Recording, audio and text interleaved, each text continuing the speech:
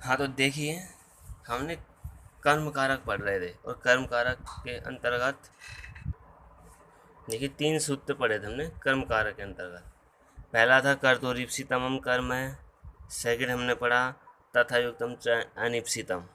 और थर्ड हमने पढ़ा एकथितम च।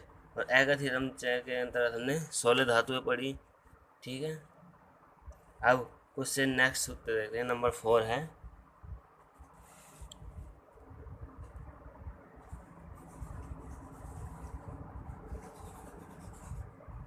आदि से स्था आसाम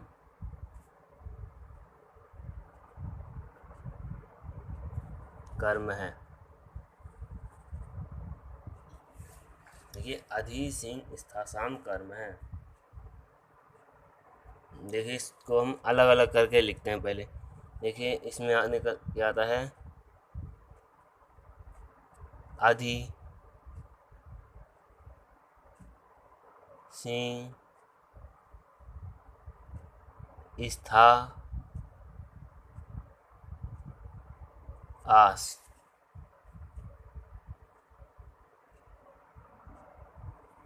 ठीक है।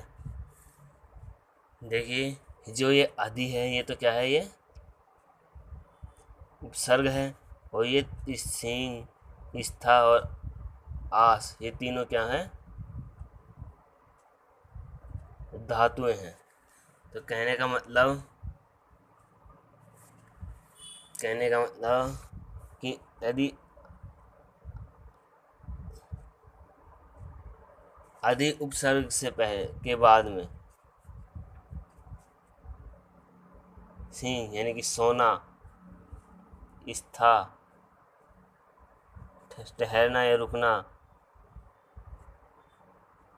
आस यानी कि बैठना, आदि उपसर्ग के बाद में यदि सिंह स्था या आस धातुएं हो तो वहाँ पर कौन सा कारक होता है, कर्म कारक होता है और वहाँ द्वितीय विभक्ति का प्रयोग होता है। ठीक है। लिखो, अर्थ लिखते हैं, इसका मीनिंग लिखते हैं इस सूत्र की। देखिए आदि उपसर्ग पूर्वक, आदि उपसर्ग पूर्वक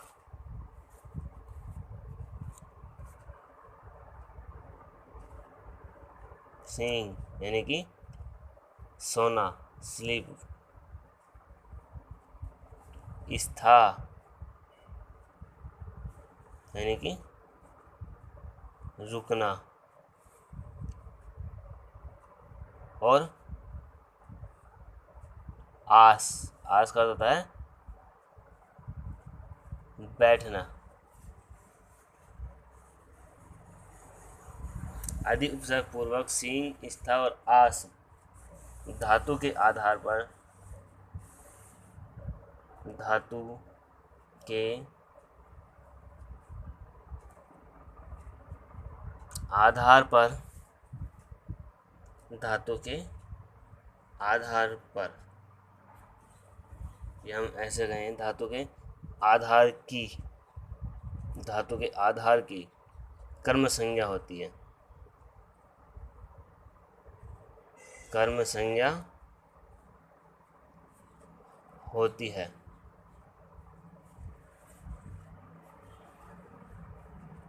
यानी कहने का मतलब यदि सीन स्था और आस धातुओं से पहले यदि आदि उपसर्ग आ रहा हो तो वहाँ जो उसका आधार है उसकी क्या होगी, कर्म संज्ञा होती है। तथा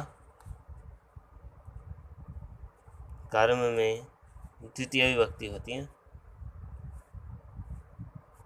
द्वितीय विभक्ति होती है, कर्म में द्वितीय विभक्ति होती है।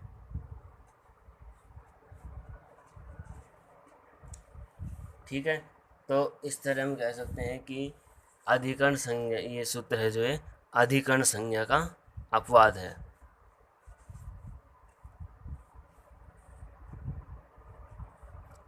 ठीक है, लेकिन ये चीज़ ध्यान रखना, यदि ये तीन धातु हैं इनसे पहले अधि उपसर्ग हो तो ही उनकी कर्म संज्ञा होगी। यदि अधि उपसर्ग के अलावा और कई अन्य उपसर्ग हो या कोई उपसर्ग न हो तो इन धातुओं के साथ हमेशा अधिकरण संज्ञा ही होती है। ठीक है ना, और अधिकरण संज्ञा होकर उसकी सप्तमी विभक्ति होती है। ठीक है ना, सप्तमी विभक्ति का प्रयोग होता है। ठीक है, जैसे एग्जाम्पल देखते हैं, हरि वैकुंठम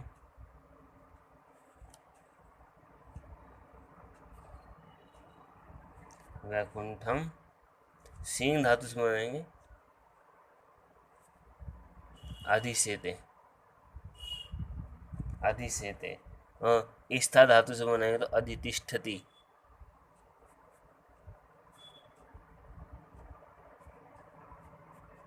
मैंने एक ही वाक्य में तीनों धातुओं लगा दी। ठीक है ना, और आज धातु से बनाएंगे तो अधि आस्ते यानी कि अध्यास्ते, यह संधि होगा, अध्यास्ते रूप बन जाएगा अध्यास्ते, यानी कि हरि वैकुंठ में सोते हैं, हरि वैकुंठ में ठहरते हैं या रुकते हैं, हरि वैकुंठ में बैठते हैं।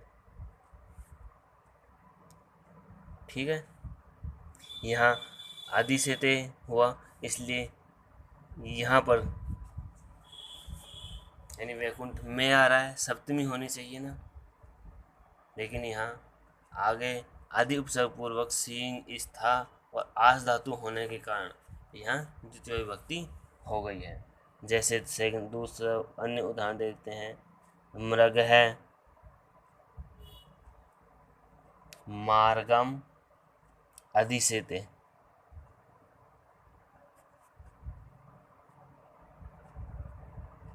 मृग है, इसकी हिंदी लिखता हूँ, देखा, मृग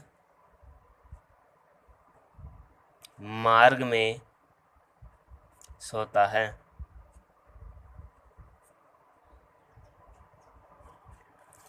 देखिए यहाँ पर आ रहा है मार्ग में सोता है, में आ रहा है तो अधिकरण में, यानी अधिकरण कारक का चिन्ह होता है में, तो यहाँ अधिकरण कारक होना चाहिए, सप्तमी विभक्ति होनी चाहिए ना, लेकिन बाद में अधि उपसर्ग पूर्वक सिंह धातु है, इसलिए यहाँ पर द्वितीय विभक्ति ही आएगी, सप्तमी नहीं आएगी। ठीक है, वैसे चिन्ह के हिसाब से तो यहाँ सप्तमी आनी चाहिए, लेकिन यहाँ धातु से पहले अधि उपसर्ग आ गया, यानी सिंह धातु से पहले अधि उपसर्ग आ गया, इसलिए यहाँ द्वितीय विभक्ति ही आएगी। देखिए और उदाहरण देखते हैं, मैंने अंडरलाइन कर दिया वर्ड कि यहाँ द्वितीय विभक्ति हुई है, जहाँ द्वितीय विभक्ति हुई है उन वर्डों को मैंने अंडरलाइन कर दिया है। बालक है कक्षाम, कक्षाम अध्यास्ते,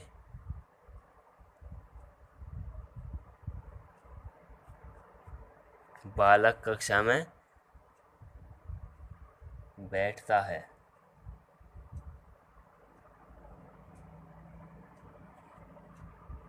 पुत्र है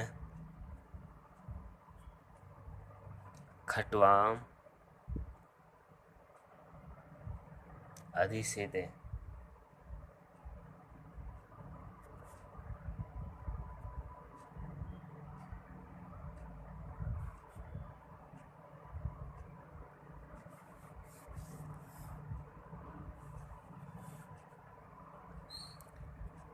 ठीक है।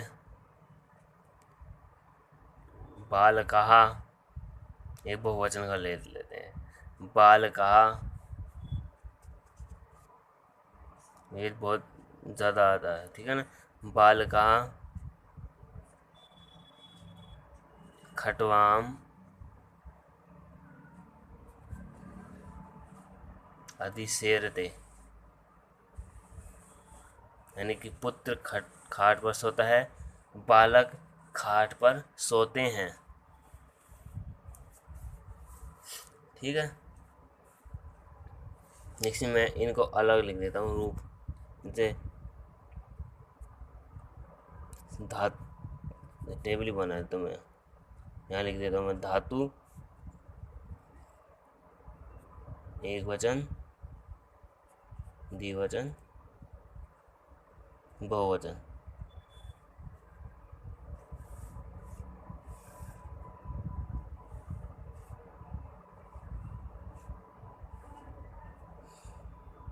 धातु अपनी सींग, तो इसका रूप एक वचन में तो बनता है सेते, द्विवचन में बनता है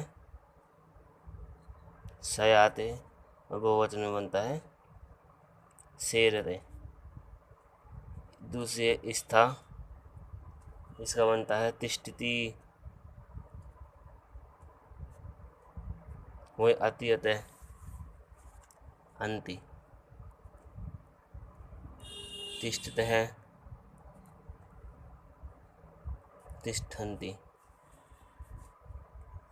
थर्ड है आस धातु,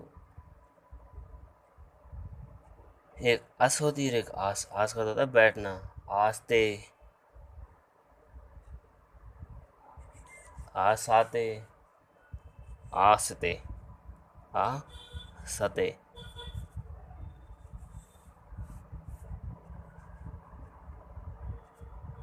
ठीक है,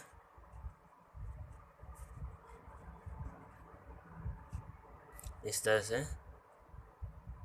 ये बनता है। तो कहने का मतलब, यदि अधि उपसर्ग पूर्वक सींग, स्था और आस धातु होने पर जो धातु का आधार होता है उसकी कर्म संज्ञा होती है और कर्म में द्वितीय विभक्ति होती है। ठीक है, नेक्स्ट नंबर 5 है उपान मध्यांग वसय। इसी तरह उपसर्ग वाला ये वो सूत्र भी, उपान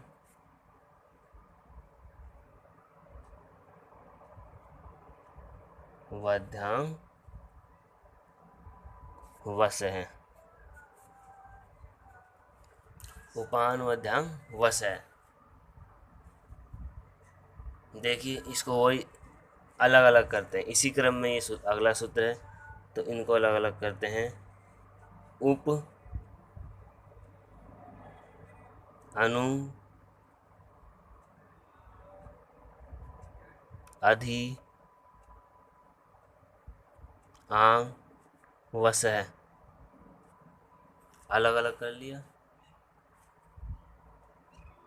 ठीक है, तो कहने का मतलब ये तो सारे क्या हैं,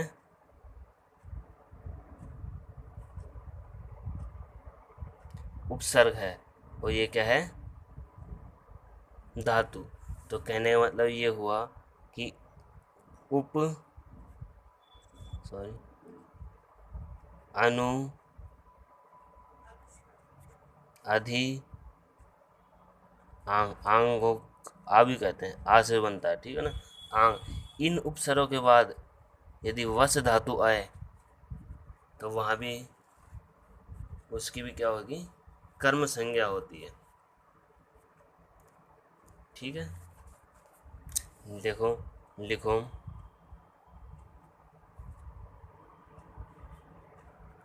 वस, वस का अर्थ होता है निवास, निवास करना।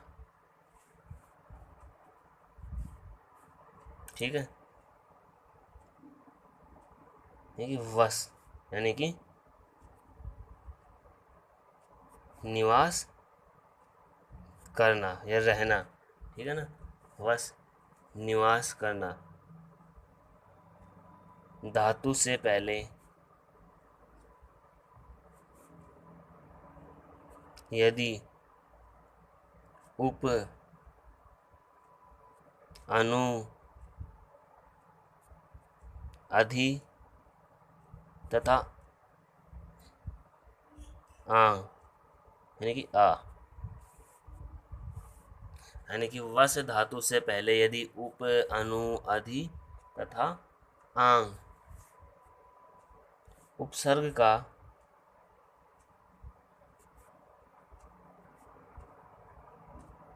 प्रयोग होने पर, उपसर्ग का प्रयोग होने पर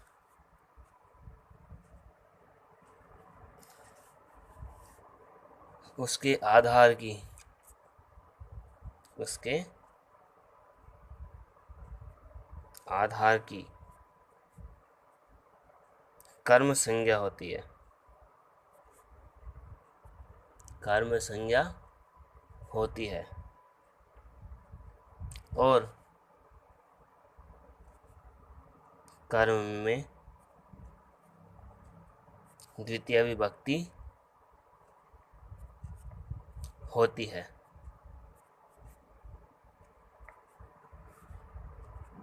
और कर्म में द्वितीय विभक्ति होती है। कहने का मतलब यदि वस धातु से पहले उप, अनु, अधि या आंग इनमें से कोई सा भी एक उपसर्ग आए तो जो उसका आधार है उसमें क्या होगी, द्वितीय विभक्ति होगी। ठीक है, ठीक है। कहने का सीधा अर्थ ये होगा कि यदि वस धातु से पहले इन उपसर्गों में से कोई सा भी उपसर्ग आ जाता है तो वहाँ द्वितीय विभक्ति होती है। ठीक है, जैसे एग्जाम्पल देखते हैं।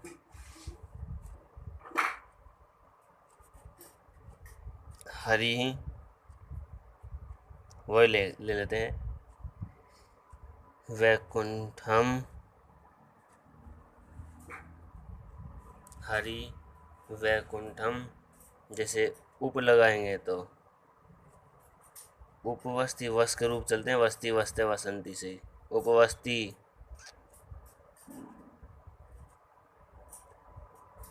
अनुवसती, अधिवस्ती, यानी उप से बना तो उप के बाद में यदि वस धातु तो उपवस्ती बन गया। अनु के बाद हो तो अनुवस्ती, अधि के बाद हो तो अधिवस्ती और यदि आंग के बाद हो तो आवसती। और अर्थ एक ही होगा, हरि वैकुंठ में रहता है, निवास करता है। ठीक, इस तरह कोई अन्य उदाहरण देखते हैं। जैसे बालकः, बालकः, गृहम्, उपवसति, कोई सा भी लगा सकते हैं। अनुवसति, अर्थ एक ही होगा, प्रयोग कोई सा भी कर सकते हैं।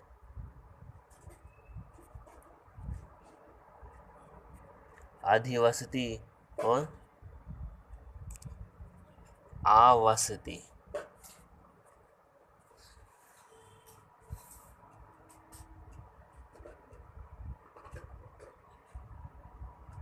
ठीक है, लेकिन सीधी सी बात ये ध्यान रखना, यदि वस धातु से पहले उप, अनु, अधि या फिर आ उपसर्ग में से कोई सा भी उपसर्ग आए तो वहाँ जो उसका आधार है, जैसे हरि वैकुंठ में रहता है, उसका आधार क्या है, वैकुंठ है, यानी रह कहाँ पर रहा है, वैकुंठ में रह रहा है, तो यहाँ पर द्वितीय विभक्ति हो गई। बालक के गृह उपवस्ती, बालक कहाँ रहता है, घर में रह रहा है, तो घर उसका आधार हो गया, तो घर में द्वितीय विभक्ति हो गई। ठीक है ना। लेकिन यहाँ एक बात ध्यान रखने योग्य है, एक बात अलग आती है यहाँ पे, वो नोट डाल के लिखो, यानी वो कई बार पूछ ली जाती है।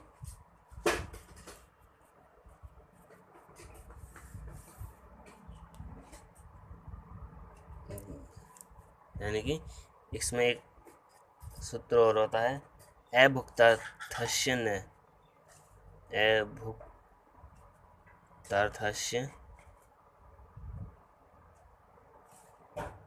न।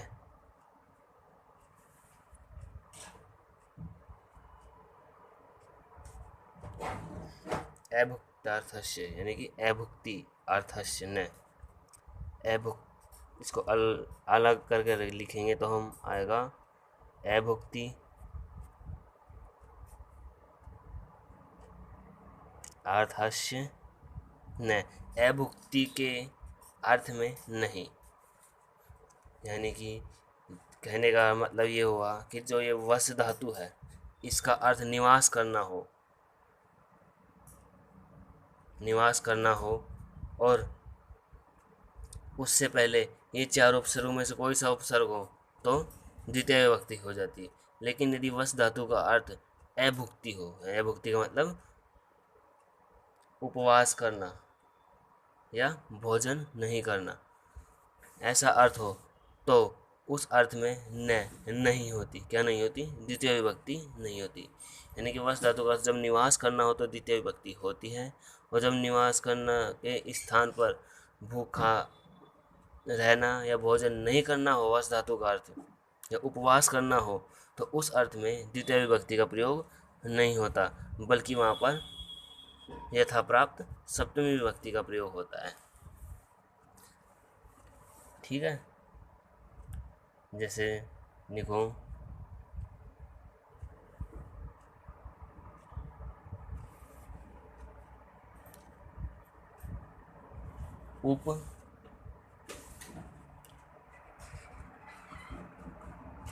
उपसर्ग पूर्वक वस धातु,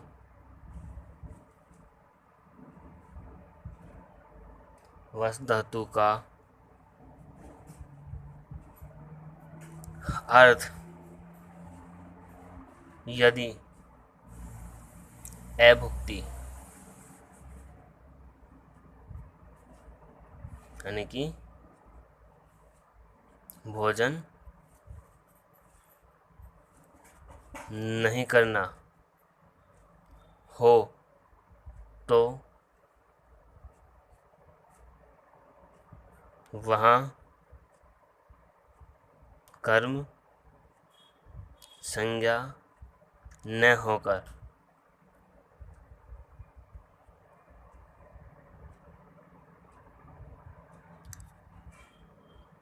अधिकरण संज्ञा होगी।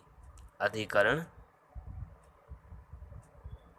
संज्ञा होगी तथा यथाप्राप्त, अधिकरण कौन सी होती है? सप्तमी होती है, तो यथाप्राप्त सप्तमी विभक्ति का प्रयोग होगा।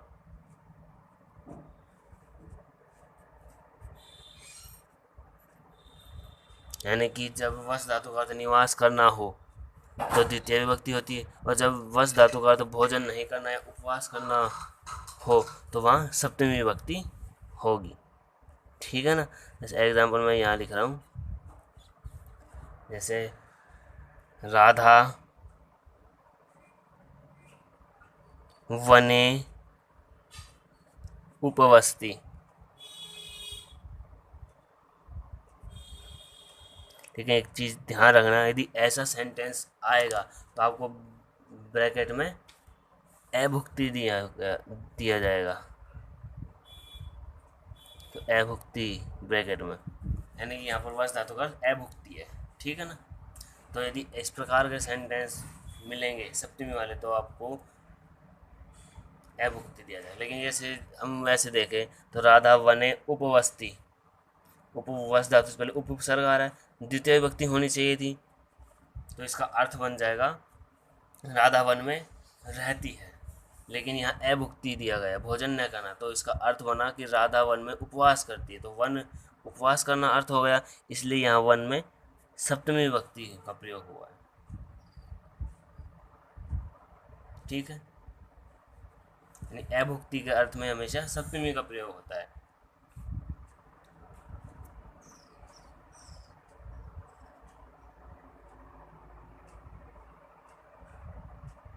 ठीक है, इसी तरह मोहन या बाल का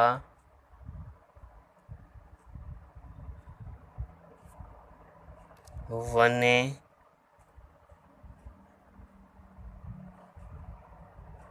उपवसंती, इसमें वही अभुक्ति।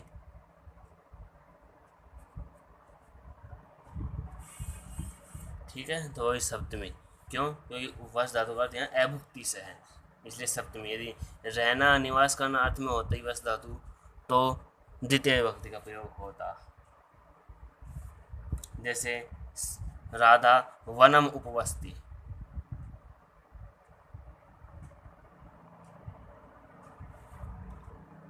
ठीक है, यह तो अभुक्ति अर्थ में हो गया, लेकिन हम ऐसे भी लगा सकते हैं, राधा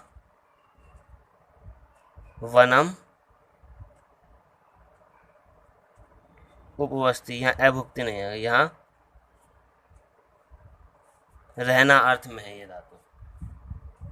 ठीक है, ये धातु है, ये रहना अर्थ में, इसलिए यहाँ द्वितीय का विभक्ति का प्रयोग हुआ है। और जबकि यहाँ ये जो वस धातु ये अभुक्ति अर्थ में है, इसलिए यहाँ सप्तमी का प्रयोग हुआ है। ठीक है ना, लेकिन नोट भी कर लीजिए आप इनको साथ साथ में। शायद आप इस वीडियो को यहाँ पॉज कर लीजिए और नोट कर लीजिए इस चीज़ को, तो मैंने यहाँ पर समझाई है आपको। फिर आगे नेक्स्ट सूत्र आप पढ़ते हैं।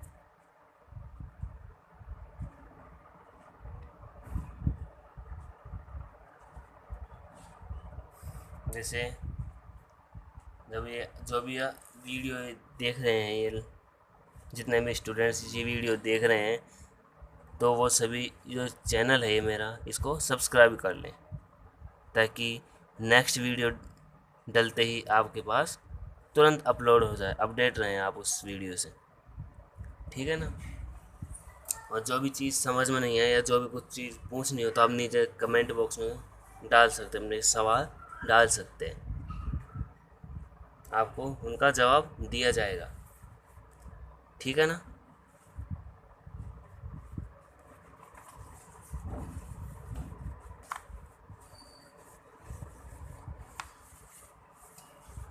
यहाँ तक उतार लिए होंगे, जब वीडियो पॉज करके उतार लेना चाहिए पहले, है ना।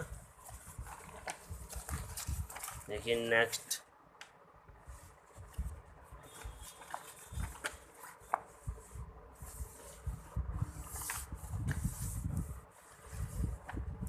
देखते हैं अपन सूत्र नंबर है अपना कौन सा है, नंबर 6 है। देखिए 5वां सूत्र हमने पढ़ लिया था, नंबर 6।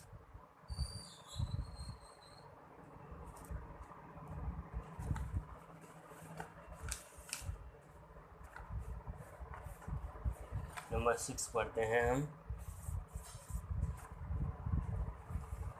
इसमें कुछ शब्द हैं, फिक्स शब्द है, जिनके साथ हमेशा द्वितीय विभक्ति ही होती है। देखिए अभितय, परितय, समया, निकषा, हा, प्रति, योगे अपि।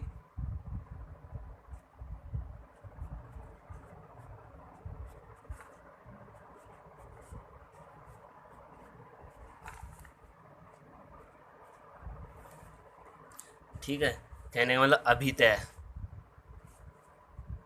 अभितय यानी कि दोनों ओर, परितय चारों ओर,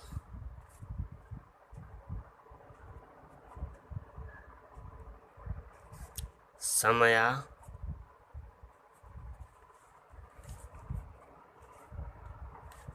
समीप, निकषा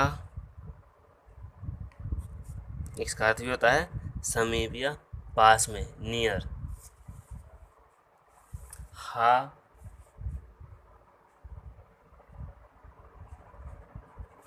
का अर्थ होता है धिक्कार।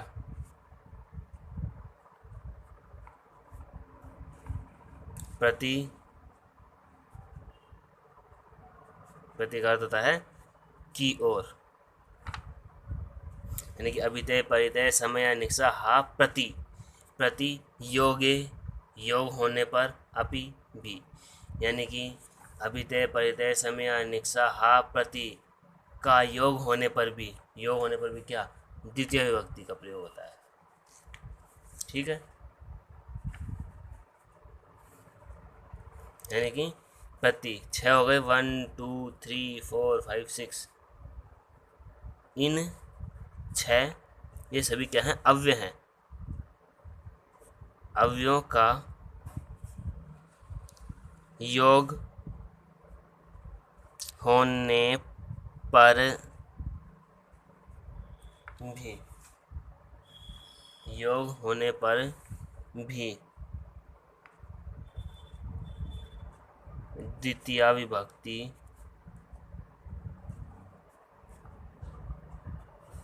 होती है। द्वितीय विभक्ति होती है। इस एग्जाम्पल देखेंगे अपन।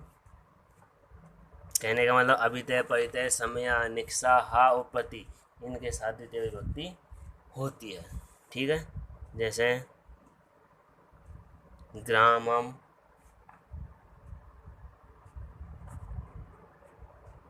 अभितः वनम अस्ति।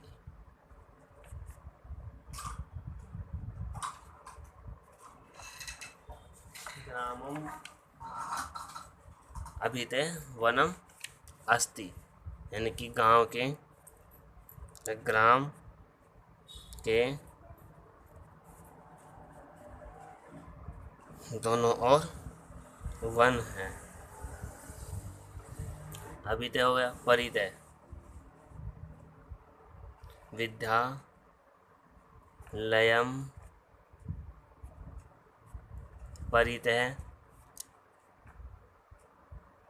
वृक्षाः सन्ति।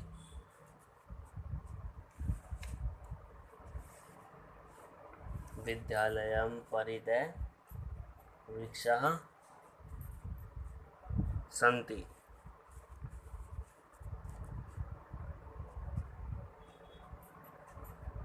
विद्यालय के चारों ओर वृक्ष हैं। यहाँ अभितय शब्द आया इसलिए ग्राम में द्वितीय विभक्ति होगी। यहाँ परितय आ गया इसलिए विद्यालय में द्वितीय विभक्ति हुई। ठीक है,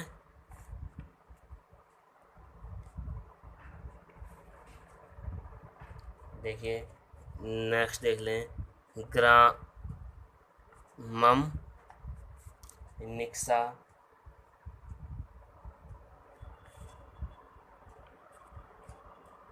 निक्सा भी लगा दो चाहे समया, दोनों में से कोई सा लगा दो, है ना। नदी अस्ति,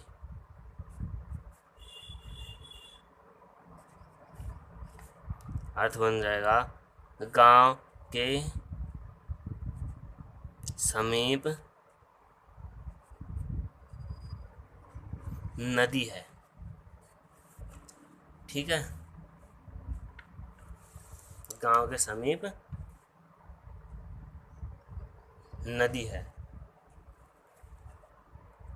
यहाँ निक्सा समय आ गया इसलिए ग्राम में द्वितीय विभक्ति आ गई।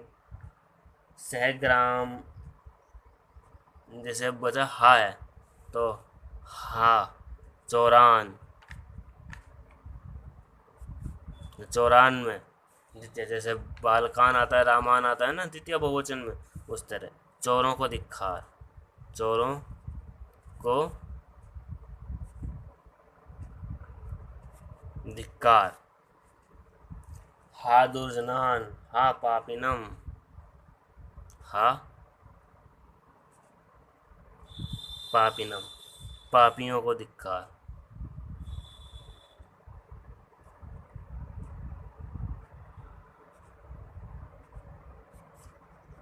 पापियों को धिक्कार। एक देख लेते प्रति, सह ग्रामम प्रति गच्छति। ठीक है, वह गांव की ओर जाता है, वह ग्राम की ओर जाता है।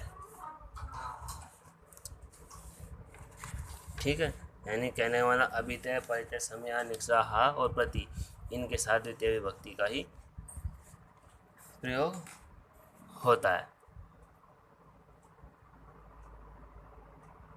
ठीक है, नंबर 7, इसमें मैं यहाँ कुछ शब्द लिख रहा हूँ, इन शब्दों के साथ भी द्वितीय विभक्ति ही आती है। जैसे उभयते यानी कि दोनों ओर से,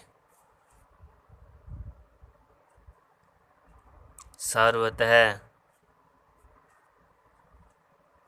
सभी ओर से,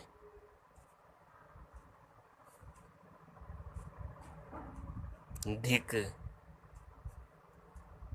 यानी कि धिक्कार,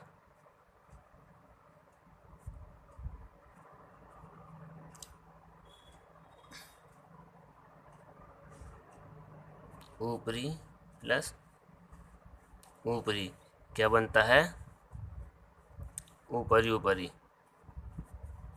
तो ऊपरी ऊपरी के साथ भी द्वितीय विभक्ति होती है। ऊपरी ऊपरी का अर्थ होता है ठीक ऊपर, अधः अधः, अधः अधः अधः का मतलब होता है नीचे, तो ये बनता है अधो अधः।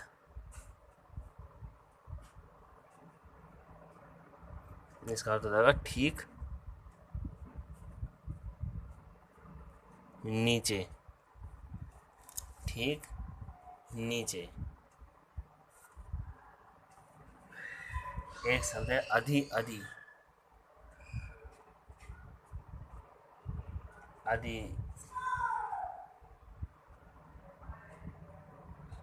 अधि, अध्यधि, अध्यधि का अर्थ हो गया ठीक बीच में।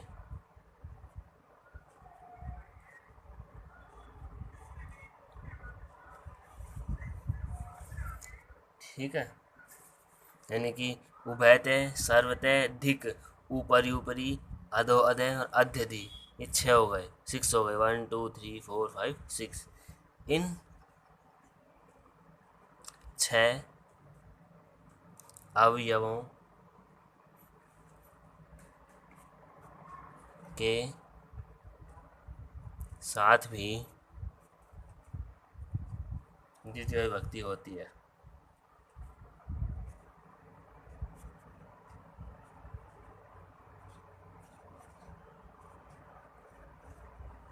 द्वितीय विभक्ति होती है।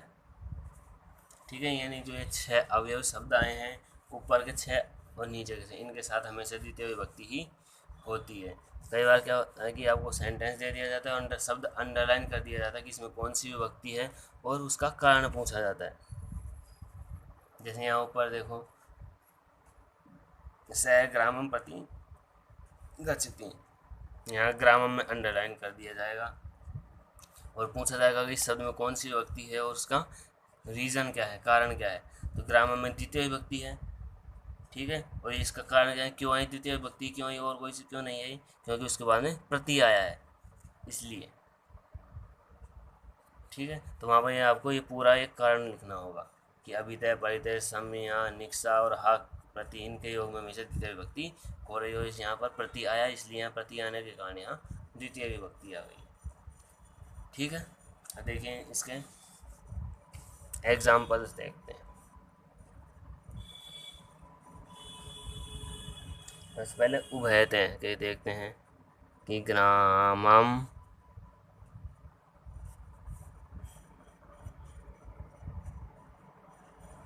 ग्रामम उभयते वृक्षा सन्ति, गांव के दोनों ओर वृक्ष हैं। ठीक है, विद्यालयम सर्वतः, विद्यालयम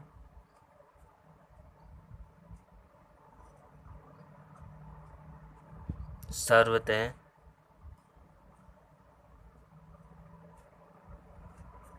राजमार्गा संति, विद्यालय के सभी और राजमार्ग है। या उभयते आया इसलिए ग्रामम में द्वितीय हो गई, सर्वतः आया इसलिए विद्यालयम में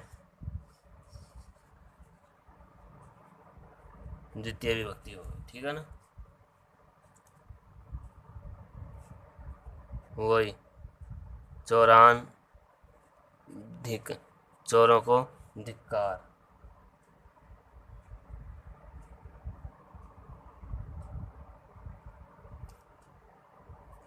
दुर्जनम धिक दुर्जनों को धिक्कार। और जैसे ऊपरी ऊपरी का योग प्रयुक्त करते हैं, लोकम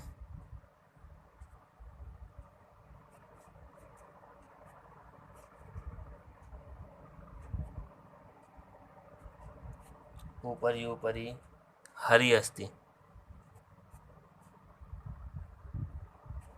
लोक यानी संसार के ठीक ऊपर हरि है, तो लोकम में द्वितीय विभक्ति हो गई। क्यों हो गई? क्योंकि ऊपरी ऊपरी आ गया। ठीक है। इस तरह मेघान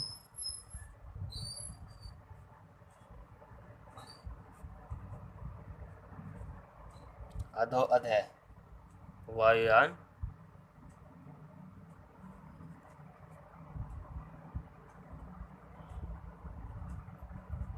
वायुयान अस्ति।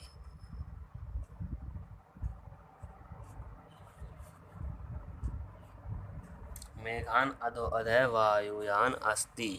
मेघ के ठीक नीचे वायुयान है। अद्यदि देख लो, लोकम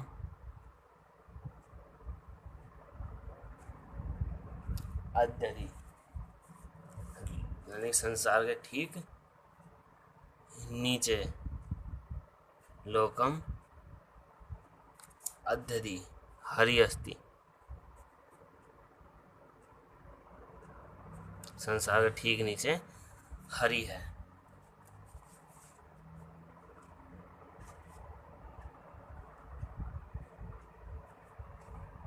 ठीक है। तो कहने का मतलब कुछ शब्द हैं उभयतः, सर्वतः, धिक, ऊपरी ऊपरी, अधो अधः और अद्यदि। इनके साथ हमेशा द्वितीय विभक्ति होती है। और यहाँ मैंने छठे सूत्र में बताया कि अभितय, परितय, समय, अनिक्सा, हा और प्रति के योग में भी षष्ठी विभक्ति होती है। ठीक है। नंबर 5 सूत्र पढ़ा, यदि उप, अनु, अधि और आंग उपसर्ग के बाद यदि वस धातु हो और उस वस का अर्थ निवास करना हो तो वहाँ भी द्वितीय विभक्ति होती है। ठीक है। लेकिन यदि वस धातु का अर्थ उपवास करने अर्थ में हो या भोजन नहीं करना हो तो वहाँ सप्तमी विभक्ति होती है। ठीक है। नंबर 4 हमने पढ़ा कि यदि अधि उपसर्ग के बाद में सींग, स्था या आस धातु में से कोई सी धातु आए तो वहाँ भी द्वितीय विभक्ति का ही प्रयोग किया जाता है। ठीक है। देखिए इसको नोट कर लीजिए यहाँ तक।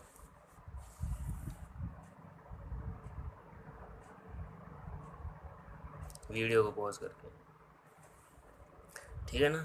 कल हम इसके आगे कुछ और विशेष बातें बची हैं कर्म कारक की, वो पढ़ेंगे और तृतीय विभक्ति पढ़ेंगे। ठीक है। धन्यवाद।